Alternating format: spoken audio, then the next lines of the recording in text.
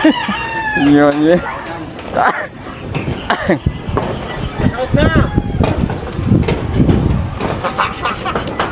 Patay na! Yan po, pawisan tayo. 8 minutos na lang. Gabaman lahas sa pagyapon. Sobra pa si pinakyawan na ya. Usta. Kita ka ng lapitan.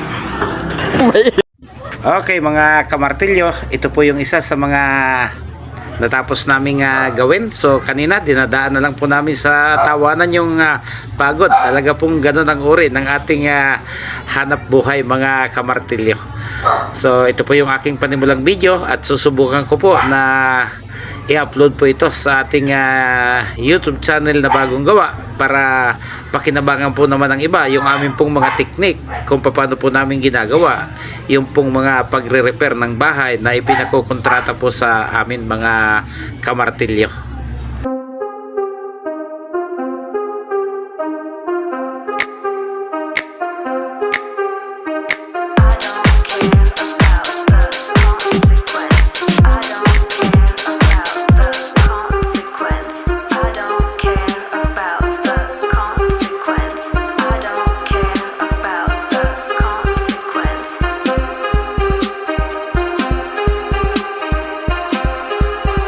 At syempre, kapag wala po tayong kontrata, ang pinakalibangan po natin ay tayo po'y nagdadaos at sumasama po sa mga nagra-rides at nagdadala po ng kasiyahan sa ating sarili. Pinakang relaxation po natin.